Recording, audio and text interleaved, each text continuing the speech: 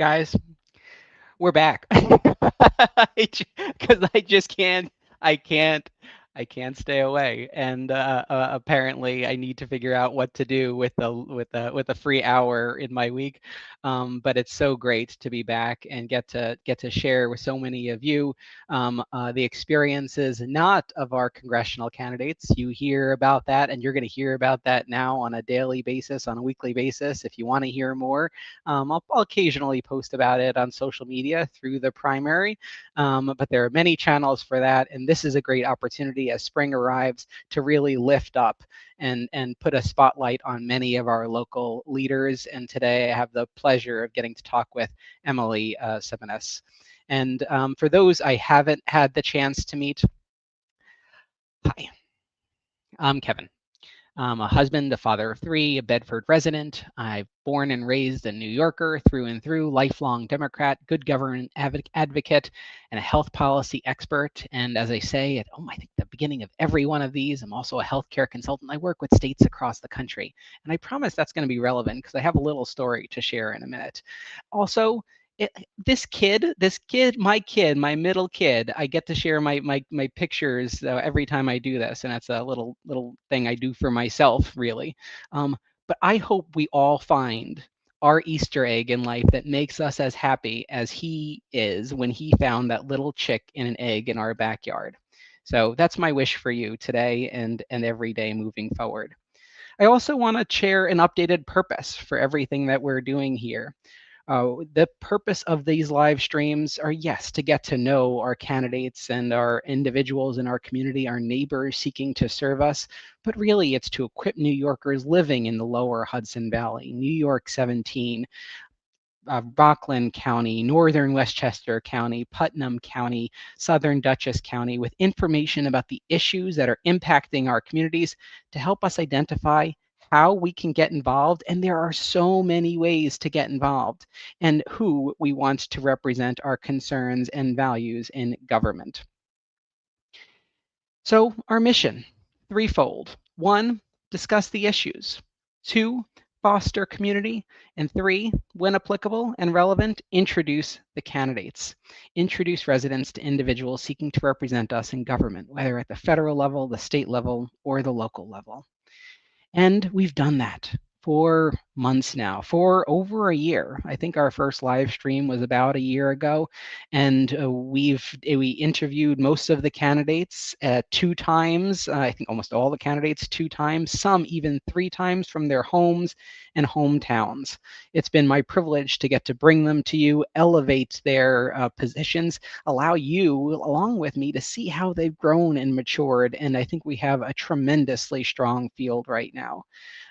We have Kate Conley, Beth Davidson, Mike Sachs, John Campello, and Effie Phillips Staley, all now vying for the Democratic nomination. I also wanted to take a moment now because there is someone that would have been on this list 2 weeks ago, but has since dropped out. And that person, of course, is Peter Chatsky. And I know that there was a lot of news about Peter. I wanted to take a moment just getting to know Peter as a person, someone who did not need to join this race, someone who could have lived very comfortably and continued to contribute to his community in all of the ways, and thank him.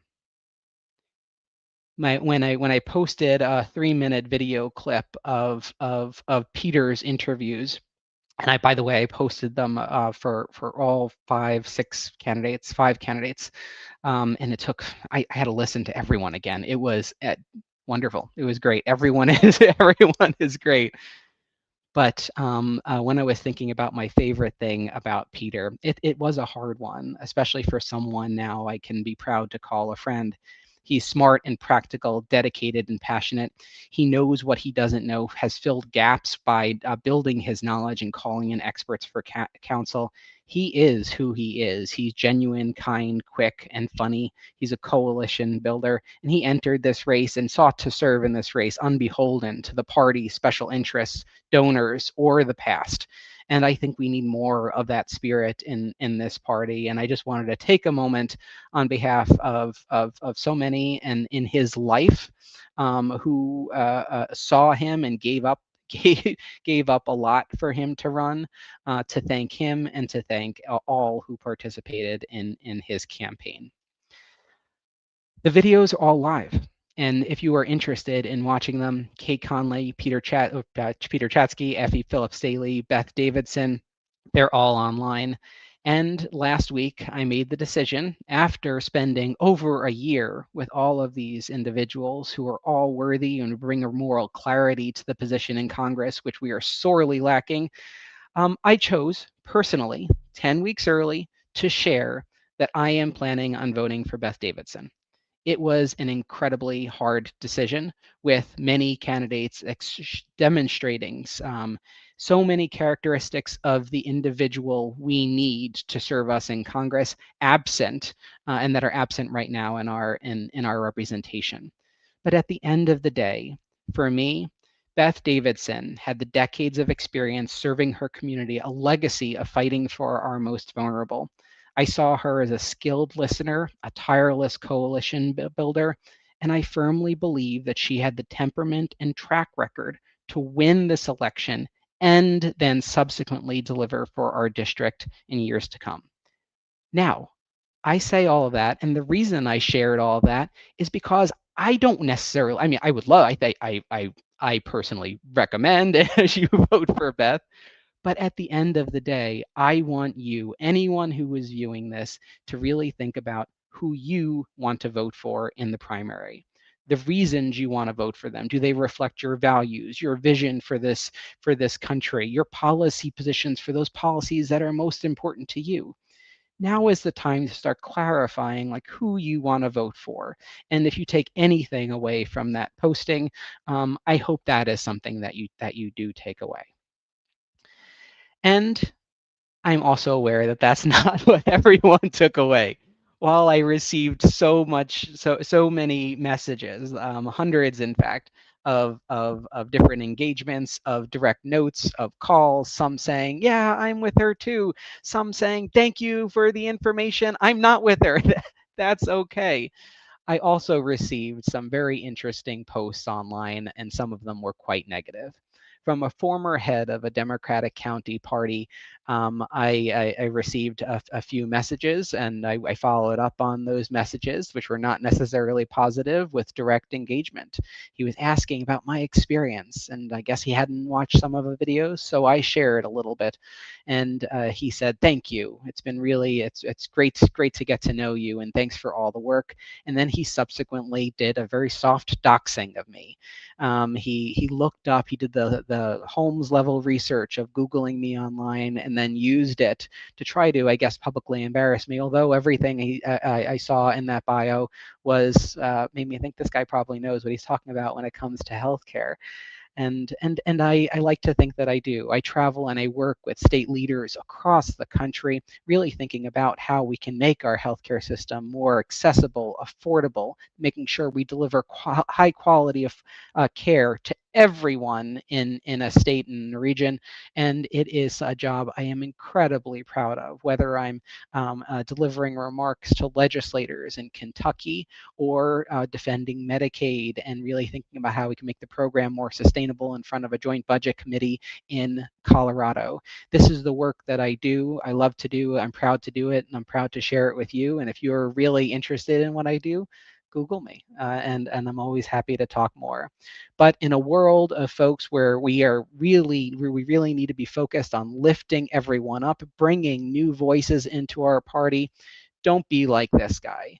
If you see people, and one of the most interesting things, just by the way, after the series of posts that he decided to put out there, was just the public pushback. And it made me so proud of our community to see so many people saying what he was doing was wrong. And I would encourage everyone to not put up with individuals like this who are trying to shut people down. It is time that we need more people, particularly in our party, standing up. So the primary is in 10 weeks. June 23rd, early voting June 13th to June 21st.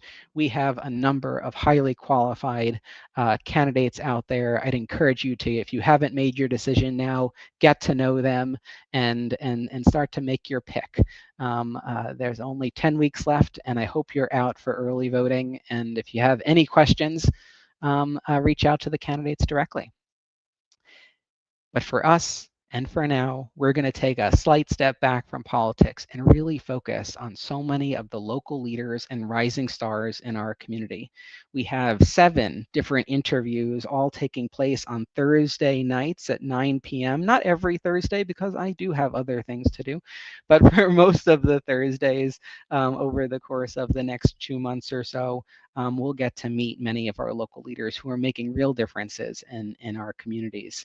And tonight, before I bring on Emily Simoness, I actually want to bring on one of her friends and someone who puts my technical prowess to shame every time she does something. She helped to host our Bedford Healthcare Forum. It is so wonderful to get to introduce Sam Banerjee, who's a mom, political activist, a maternal health advocate from Katona. And in addition to her work leading the movement to end preventable stillbirth as a co-founder and executive director of the national nonprofit Push for Empowered Pregnancy, Sam is an avid beach reader, do-it-yourself enthusiast. So I need some tips on that. Animal lover, science fiction trilogy author, which I did not know until I read this, and has been featured in the Washington Post, ProPublica, ABC News, Today, Fox News 5, and most recently the New York Times for pressing back against our representative, Mike Lawler. It is my pleasure to have you on the first episode of this live stream series and on the last, because we're going to have you back to talk about Push. Hey, Sam. Oh, thank you so much for having me, Kevin. It's great to be here. It's been awesome getting to know you and putting on the Bedford Healthcare Forum together. And yeah, it was fun. Yeah, it's an honor. Yeah. So how did you meet Emily? So Emily and I met back last spring. It's about a little over a year ago now, when we both volunteered to help Northern Westchester Indivisible with planning the very first No Kings, and that took place in Mount Kisco. And we had both messaged our other committee members there, saying, hey, we really want to try to make this like a family friendly event to get more people out here, not just a rally, but like, let's make it an event. And can you please put anybody else on the thread who is under 45 and in our group here? And Dan immediately came back and was like, no, it's just you two. So Emily and I are like, all right, let's do this. Yep. But you make it up for an energy, what we lack in numbers sometimes. This is true. I mean, I have met my match. Yeah. So so when you met your match, like, what was your first impression of Emily when you first met her? Emily is full of surprises. I mean, she's just chill and like, cool in a way that I'm not and never have been. And I was just, the more I got to know Emily, there's just like so many layers, and she's been involved with so many different things, and she knows so many different people, and has so many talents. And so I'm actually really excited to watch the rest of this interview, because I think you're going to have a lot of fun conversations coming. What do you think? I mean, like, she picked the topic of community building, and it makes sense, like knowing Emily and all that she's doing, literally bringing people together. But like, why, if you were going to guess based upon what you know, what do you think drives her to bring people together? I mean, I really think that this is just Emily. This is who she is. She is somebody who brings people together, and it's just natural for her. Like, this is an organic growth from the way she likes to spend time with people and the way she builds relationships. And having lived in North Salem for a few years now and having a 2-year-old, like, you very quickly learn, like, the suburbs in many ways are working against you when it comes to building community.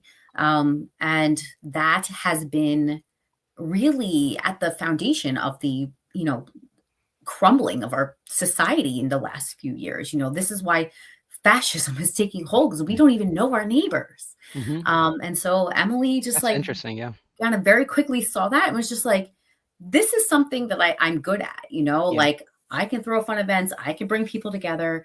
And, she's just, again, because she cares about it so genuinely, that comes through, that authenticity comes through. And so, yeah, she's been doing incredible things. I've been very lucky to be along for the ride. And yeah, really excited for you guys all to get to know her better. So actually, I'm going to call an audible, and I'm going to bring Emily up. And then do you want to ask one of the questions directly? Oh, sure. Okay. So Emily, I'm going to give you your formal introduction in a minute, but it's too fun not to have you up, and then we can all. This is so wild, dude. Like, whoa! Thursday night. Yeah, it's wild. Sam, what is your question for Emily? All right. So I was requested to come up with a question to ask you, and this is my question. Emily. Yeah. Will you please tell everyone about your amazing 4-story barn that you are sitting in right now? I'd be so happy. And how awesome. But most importantly, will you commit here on the spot to allowing me to commandeer that barn to throw a freaking awesome Halloween party at some point in the future? I will. Oh, on the record. All right. We have you might want to commit to 26. That's fine. You don't not this fall. I don't think I could do it this fall either. No, I mean, like, you're gonna have a baby. Like no, I'm saying you should do it this year. No, I'm saying this year. Because there's like this year? Ticking time bomb. There's all sorts of things happening. But I'm just saying that you might want to get that in writing. But yes, you can do that. So I live in a home and next no. But she spends most of her time in a barn. I do spend a lot of my time in this barn. So it's part of her pitch. This barn used to be an antique store. Really? And yeah, I think like late 80s, early 90s. And I'll show you, I'll give you a little twirl, but yes, it's 4 stories. It's more square footage than my home. My understanding is that way back, this family was in charge of ice harvesting for North Salem, and that the ice harvesting happened here. So yeah, but it's very cool. And it's, it's got these built-ins from the antique store. Pretty cool, right? Yeah. Broadcast TV can't do this. Yeah, it's cool. And it wasn't even really a selling point on the owner didn't highlight it, but for us it was like, oh, that's cool. Yeah. And given we bought the house in 19, and then given pandemic, we had like a space next door because it does have heat to have an office. Well, that's good.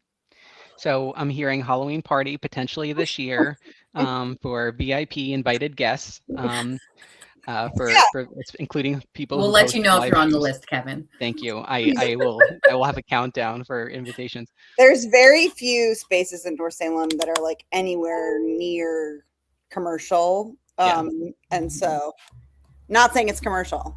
I'm on the planning board. It's not commercially zoned. Also, for the record.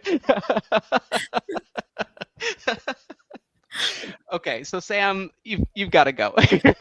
Thank you. Lovely to see you both. Always enjoy. I'm gonna go jump onto the YouTube. The YouTube, I'll be listening to you. On the YouTube. Bye. And then there were 2.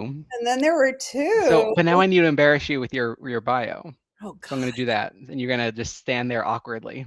Okay. So Emily is the founder of Plus One for America and the lead organizer for the tremendously successful My Commentary 57 dinner initiative across New York 17.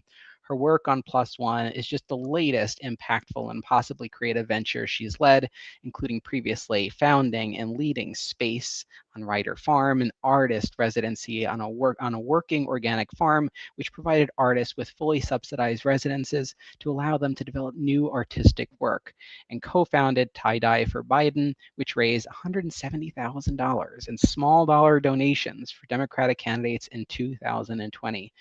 She's been profiled in Forbes, the New York Times, Modern Farmer, the Wall Street Journal, and in 2000 and most recently, she served as the legendary artist David Byrne, producer and executive director of his foundation, and with filmmaker Sofia Coppola on her new nonprofit venture.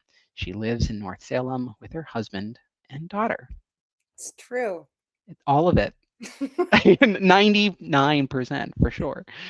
But it's so nice. Thank you for coming on, Emily. Of course. Thank you for having me. Yeah. So community building. Yes. Before we get there, why don't you like periods in sentences? Periods? Periods and capitals. Yeah. Honey, that's like my brand. That's like my brand identity 4+1, which my co-founder does not like. But no, that's like actually me and Jamie, who is another one of the Sam, Emily, small group of us millennials fighting the good fight in northern Westchester. She does all the graphics, and she's like, what if it's all lowercase? And I was like, I love it. And she's like, what if we use periods sparingly? And I was like, I love it.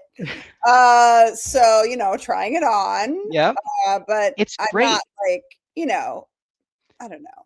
That there's not a better answer than that. But you know what it tells me? Uh-huh. And it like you're not subject to the rules of the road. I am not. You're not. You're not. For worse. And that's so refreshing, and I think it's so much of what we need, especially when we're thinking about an issue that's just so deeply ingrained in our society. We probably don't even realize it's an issue, which is this loss of community. Right. So why should we care about community? As everyone's watching on their couch next to their significant other and not looking at each other. I really think it is the whole thing. Like, I really think without the fundamental foundation of community, what do I mean when I say community? I mean knowing your neighbors. I mean being in person with people. I mean having complicated, sometimes conversations with people. But without actually doing that work, I think we're toast. I really do. Like, I think, we've talked about this before, but I think the phones are useful, but they also are an isolation agent, and they keep us by ourselves. They keep us with our tiny family units and our houses. And I just don't think that's healthy for interpersonal communications. I really don't think it's healthy for a community. I certainly think it's unhealthy for a democracy, right? I find it to be like the greatest challenge of the time is how can we get back to basics of who are our neighbors? What do they care about? Where is their alignment? Where can we be in this together? So can I ask, because some might argue that we're more connected than ever before.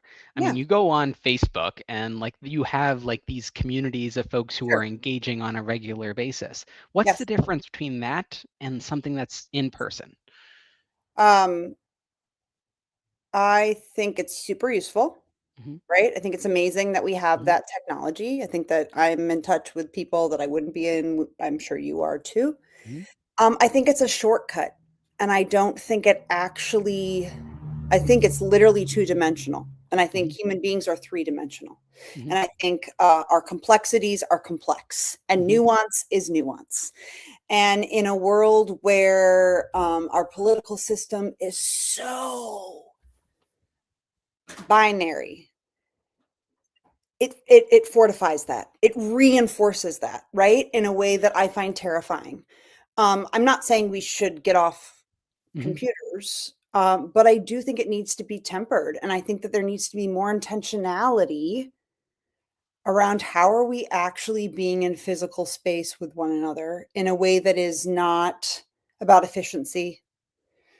And in a way that we can't write each other off so easily.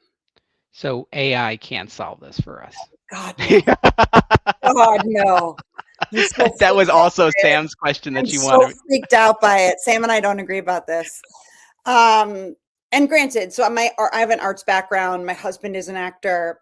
And I realize it's interesting, like doing Plus One, I have like moved from an arts and culture career, I don't know, sector. So now I'm in this like community organizing political sector. Yeah. And I'm a freak in how I feel about AI. I'm like, no. Like, why? It's just here to help, Emily. No, I mean, I'm just like, I really think, what are we doing? Yeah. I mean, again, like, can it help us for efficiency? Yes. But like, is it going to help us get closer to a civilized society that can repair what has been completely destroyed with respect to oh my God, I'm seeing you like comments. Brooke, how dare you? Brooke is with us. Hi, Brooke. I was like, what? No, AI is not our friend here with respect to community. So just as an aside, and you might drop from the live stream. So this weekend, because I think this is going to hit on two hot button issues for you. I was wondering, like, should this new series have a little like jingle at the beginning? Okay, you were watching a series. Yeah, so at the beginning, like when they start up, when Sam was like, "Why is there no sound?" Oh, should your series? Yes, for this series. Don't tell me that you went. Okay, keep going. See, this is why I think we're gonna have an issue. So like I went to Google Gemini, and I put a little prompt, and then this came out. Where river currents meet the sky, a brand new vision starts to fly. From every town, our voices blend. So that's not it. So that didn't work. But then time out. What was the prompt you put in? I said something about like I need a theme song for like something about the Lower Hudson Valley. Okay. And introducing, and then so I said, can we do it in the theme of Boston Calling? Okay. Hey, from the river to the highlands, hear the valley answering the cry. So that's a no. That's a no. That's a no. But then you know what? Like I've been listening to Yaz. He knows comedies in threes, folks. He knows comedies in threes. Serve up the third one.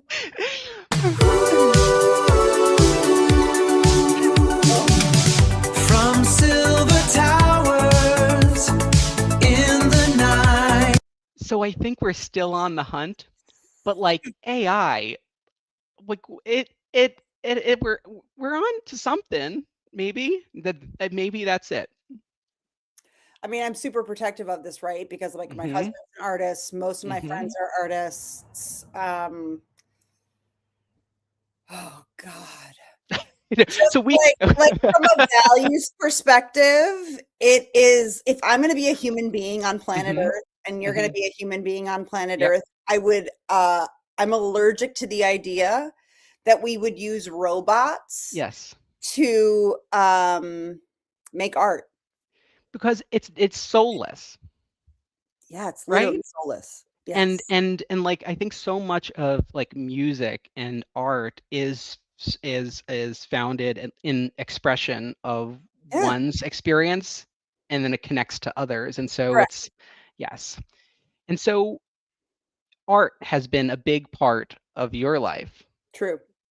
Tell me about your journey and how it shaped your desire and ability to bring people together.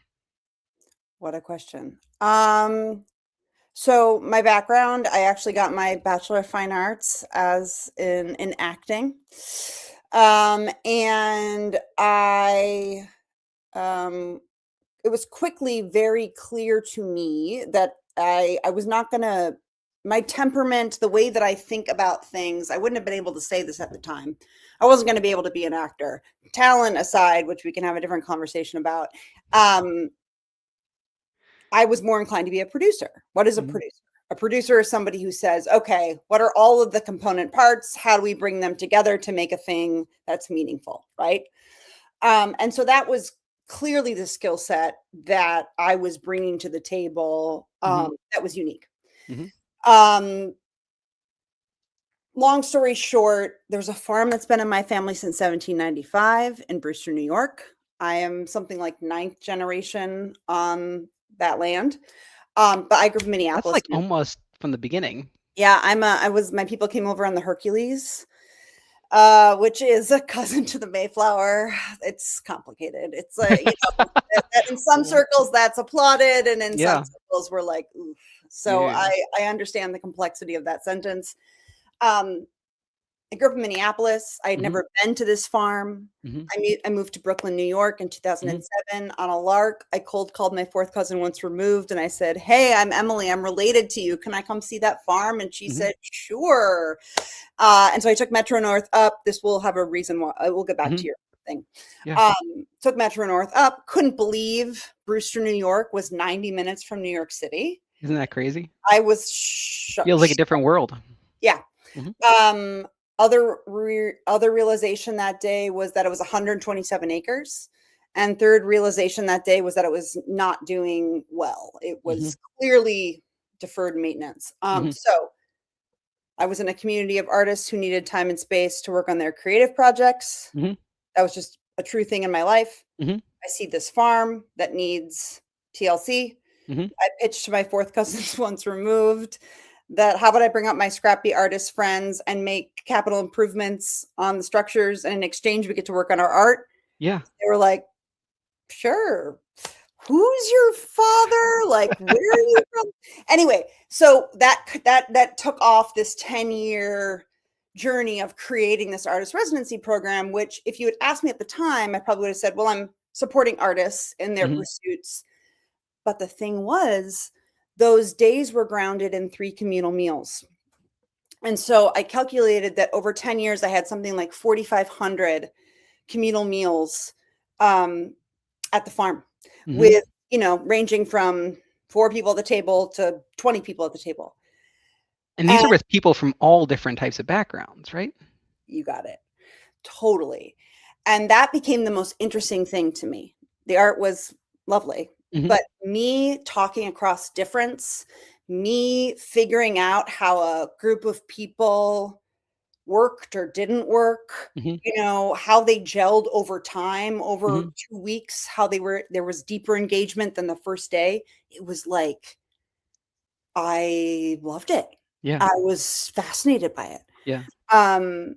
Left that work mostly because the job stopped being about creation and was about maintenance, which you might notice that I'm not a maintenance person. I'm like Sam is a do-it-yourself. We now know from her bio.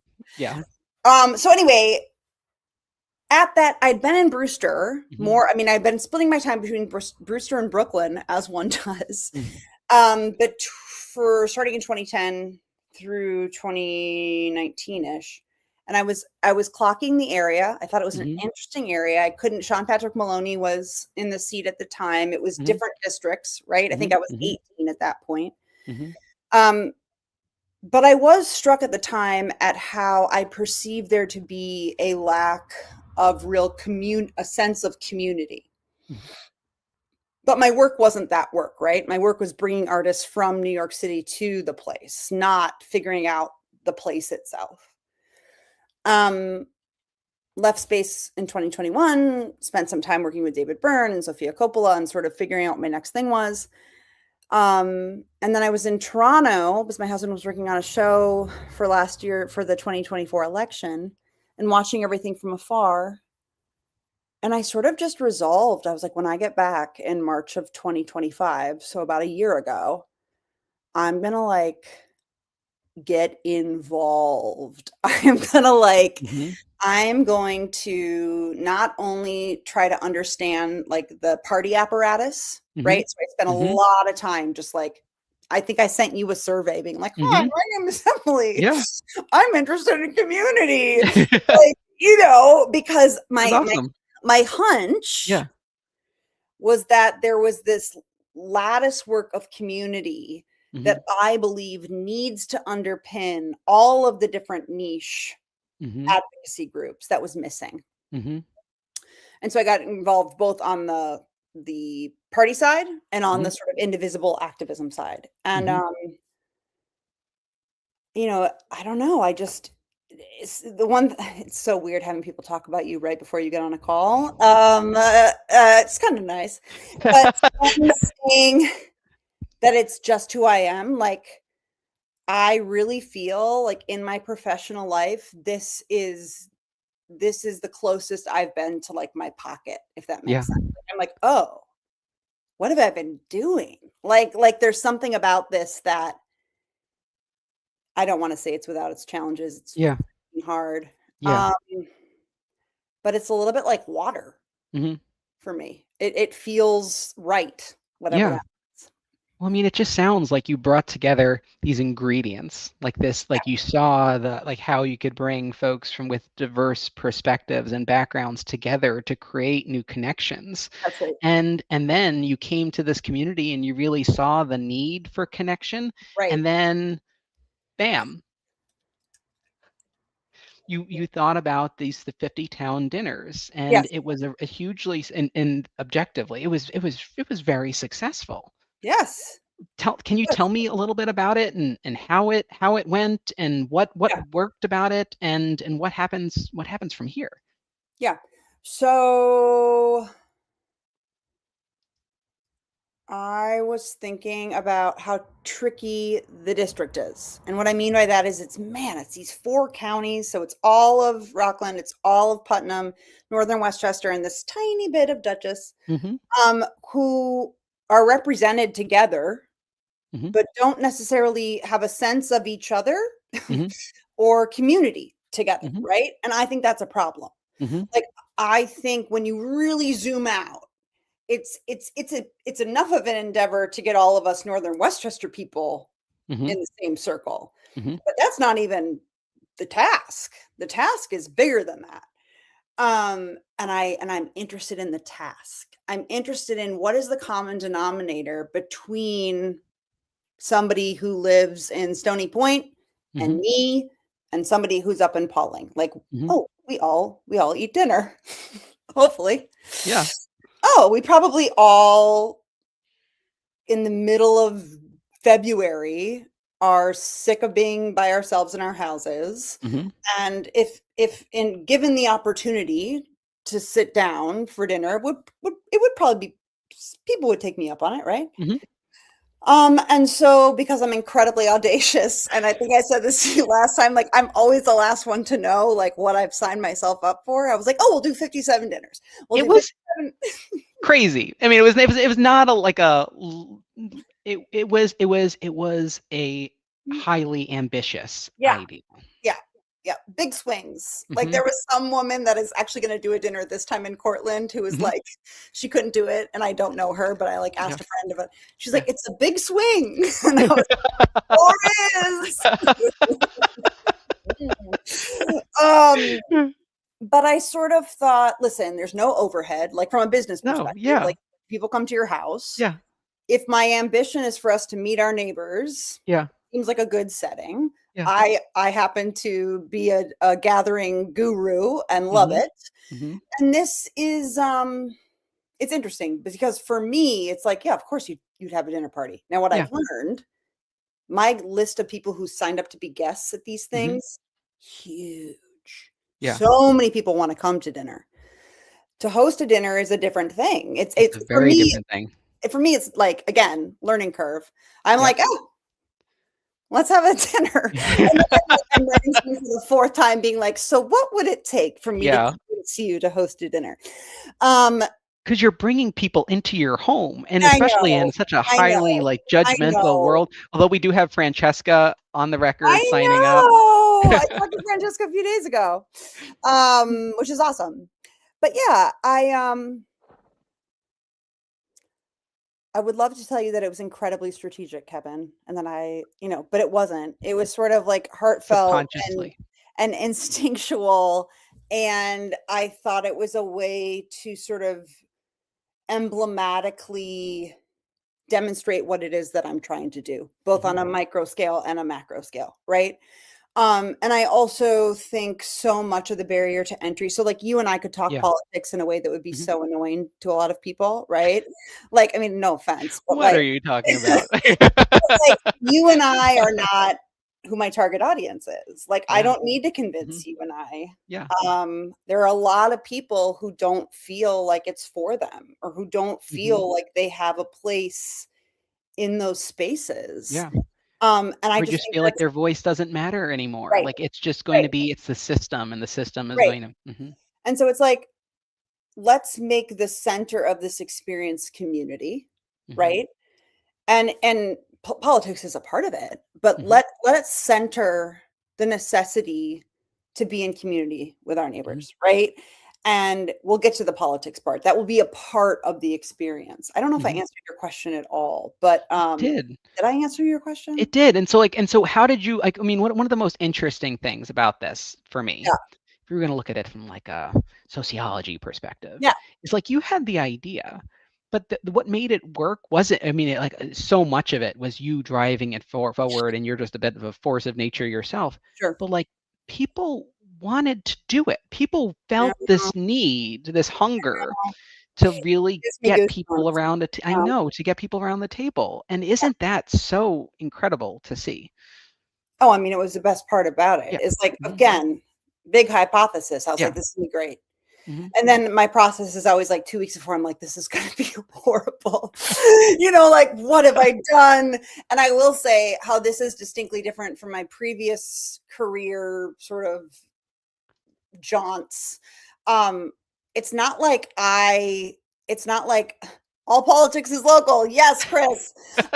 It's not like, oh my God, that just totally, what was I saying? I don't know. We'll blame Chris. No, freaking Chris. Oh, Yeah. previously when I bring people in, like to deputize a Francesca or to deputize a Sam to be like, you're going to do this, I feel like I'm pretty expert at it. Like, when I brought people in with space, when I sort of brought in like captain types, Yeah. I felt like I know this thing upsides and downsides. Yeah. With this, I had some guesses, and obviously my background is such that I had some pretty good instincts around it.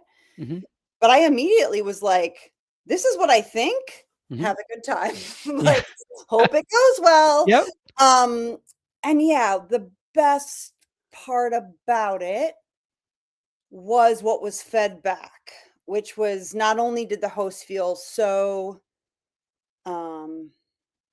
filled up by the experience, right? And sort of like, oh, it's worth taking the risk. Yeah. I mean, some people were like, I was hand holding, right? Because it was like, want me to do what? Yeah. Yeah. But to have it fed back that, oh my God, Emily, it was totally worth it. But the amount of guests who just had this like dropping your shoulders moment, like, oh God, I can let down my guard a little bit. I can be at a table with people that I don't necessarily haven't known for 10 years, and we can find common ground. Yeah. And given what's happening on the national stage, and given the relentlessness of the phone and how much it tells you that everything is truly devastating, to have the opposite happen in person, I think buoys you for a while. I think it's a sustained connection, because now you have a relationship that you did not have before. Yeah, and that's one of my goals is that, like, Yeah. Kevin, if you and I, let's say, hadn't met, one of my goals for hosts is that the people at your dinner have a deeper connection post dinner than they did pre, right? So it's like if I run into you at the grocery, it's like, oh, hi. Yeah. Hey. Yeah. We live in a place. How's your kid? Exactly. Yeah. Yeah. And you're doing it again. Of course, who do you think I am? What do you think this is? Think this is a one-off? Yep. Doing it again on May 16th and planning on doing it again 2 more times before the election. Why am I doing it again? Because people, it was interesting. I didn't schedule the second, I think I told you this. I didn't schedule, I sort of wanted to get the feedback. Like, is this working? Do people think this is worth it? Reinforced. Yes, Emily, definitely worth it. So I'm doing it again because community takes reps, right? We can't just do this one time and it's fixed. Great. Because even though 500 people had dinner, which is amazing, there are many more than 500 people in our congressional district, right? We are going to hone the biggest piece of constructive feedback I got was, oh, Peter, hi, Peter. The biggest piece of constructive feedback I got was people loved it and they wanted to walk out the door with something to do. And I was a little scared about that. I was like, oh, I don't want to go like neighbors to like, all right. So I gave folks some sort of optionality around what a civic action could be for May 16th.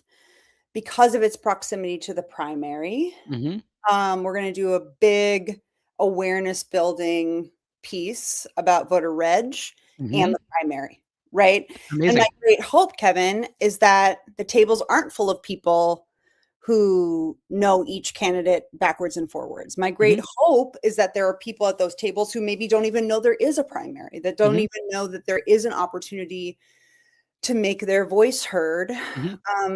Because we know primary numbers are so dismal and non-presidential years are so low. And like, we gotta turn the beat around. Like, we really owe it to ourselves and to each other and to the future generations to like figure out how to get in the habit of voting. And that's not like spaces, space. My God, that's my old nonprofit. What does it all mean? What does it all mean? Plus one's not. I am interested in civic action being part of your habit of being alive, right? How do you do that? And how do you do that in community? How can people get involved? How can people connect to Emily and the Emily energy? Thank you. Well, I don't know about that. Just find me in moderation. Just find me out in the wild and I'll like attack you. Or like, oh my God. I think there was some woman at LMNOP looking at me the other day like, I was like, come on, honey. It's a Tuesday. How was she looking at you? She was like, I get it. I'm pulling up something. So how can you get involved? Oh, I got all these texts about like Emily's live right now. Yeah. Yes, guys, I'm live. Okay. We are still seeking hosts, Kevin, for 5/16 in the following towns. Okay. Armonk, Carmel, East Fishkill, Kent, Stony Point, Ramapo, Mayapack, Newcastle, North Salem, Ossining, Patterson, Pauling, and Phillipstown. So if you are listening, Putnam, I'm seeing folks live streaming this from Putnam. I know you. Putnam, we can do it. Putnam. Yeah. Where's Brett? Brett's gonna be on in a couple of weeks. And we could put you better believe I tagged him on an Instagram post today, being like, "Come on, man." Yeah, come on. Let's so you could host. Yeah. If you're like, Emily, I don't want to host, then you should guest. So there's should I like put a URL for our website? Like, what do I put it in the chat already.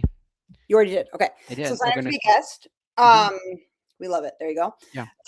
I have started. So that's one thing, right? And we're going to be doing those. And in addition to that, we're going to be doing 4 in-person gatherings a month before the election. I don't totally know what those are, but stay tuned. Okay. If you are an organization who's like, I would love to partner with Plus One on a gathering, there is a tab on our website that says something like partners. It does. It's there. Tell me what you're thinking about. Tell me how we could partner. Tell me who you want to reach. A thing I'm super excited about is that we started a Substack. I know everybody started a Substack, but I think I don't ours. have a Substack. What did you say? You don't have one? I don't have one. Well, I didn't have one until 4 weeks ago. But basically, it's like the snappiest read ever. It tells you one piece of good news in the hood, something that inspired us, 3 ways to be a good neighbor this week, and support a spot in need. And it's all New York 17 specific. And again, this idea of like, what can I do? Okay, it's Monday. What am I going to do this week to contribute to my community, to feel like it's not all despair? Yeah, so I would also encourage folks to sign up for that. We're doing civic bingo. Hold on. I don't know what that is. That sounds very intimidating. Oh, please. So, civic bingo. You can download this bingo card online, but basically, if you get a bingo by 5/15, so May 15th, you'll get a piece of merchandise. But there are things like call your state reps, sign up for our newsletter, thank your local first responders, shop your values, donate to a local food bank. So it's like, again, we got to do this, guys. Yeah, and you get swag too, right? You get swag. You get swag. I mean, but so you can get most of download my clothes. What did you say? That's how I get most of my clothes. Earn it through swag. T-shirts? How many T-shirts can one person have? Too many. Too many. Which is another conversation for the environmentalists. I understand. Yes. I'm sorry. If you download it online and you don't have a color printer, it will be black and white. For that, I apologize. But we're going to have stacks of these at local businesses. We're also doing a bingo night at Katona Reading Room, a real bingo night on Wednesday, the 29th, I think. Anyway, there's all sorts of ways to plug in. Yeah, I'm putting the Substack on here, and I am subscribing right now. You are.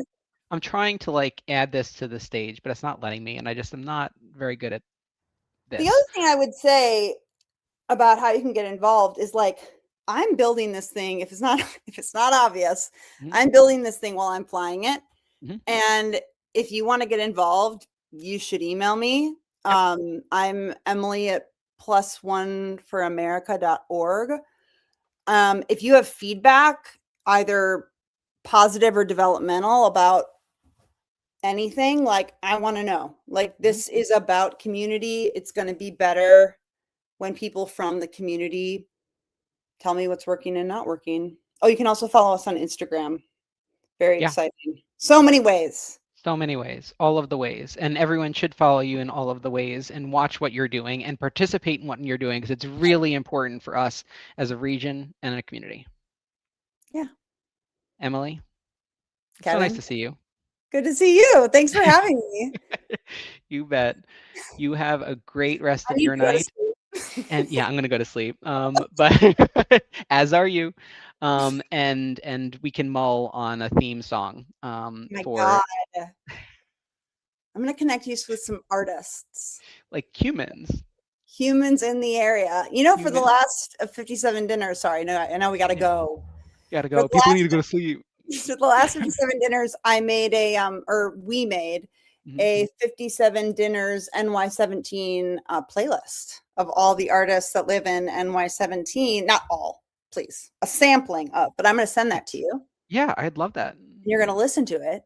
I will. You're going to be like, my God, can I be connected with that person? Could they write my jingle? You never know. You never know. I don't even know what my tastes are, and it's like all over the map. We'll say. Goodbye. Bye. Okay. So I told you I didn't know what was going to happen, but I hope you enjoyed that as much as I did. Emily Simoness, she's a force of nature, and there are more things to look forward to because we are just getting started. You thought that the past year was a warm up. We're actually going to have a website. New York Forward is coming online circa 1995, and we're going to have a website with all of the materials and all of the videos and some more information that might give you hints as to what's ahead. And we have a number of other interviews, 6 other, in fact, not next week, but the following week. We will have Courtney Fields from Empire State Voices to talk about healthcare cuts and the affordability crisis and all that Empire State Voices is doing across the state and across the region to raise awareness of the issue and get to some change, and the change that we need as healthcare affordability and access affects everyone. So we're back, and I'm really happy about it. Hope you are too. Have a great night, everybody.